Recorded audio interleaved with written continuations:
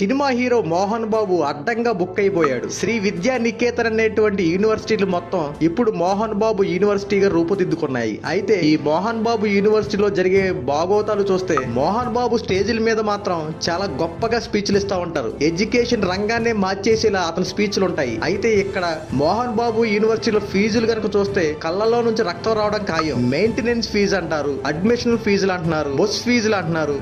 ఏకంగా ఎవరు పెట్టలేని కొత్త ఫీజులు ఇప్పుడు మోహన్ బాబు పెట్టాడు. మీరు ఇంటికాడ నుంచి క్యారేజీలు ఏమీ తెచ్చుకోవద్దు. ఆ యొక్క యూనివర్సిటీలోనే మీరు అందరూ భోజనం చేయాలి.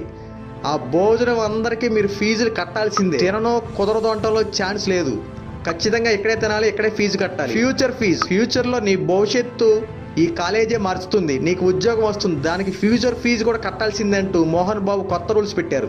పైన పట్టారం లోన లోటారం అంటే ఇదేనేమో. మోహన్ బాబు చేసే పనులపై మీ అభిప్రాయాన్ని కామెంట్ రూపంలో తెలియజేయండి. ఇలాంటి మరిన్ని అప్డేట్స్ కోసం మన ఛానల్ సబ్స్క్రైబ్ చేసుకోండి.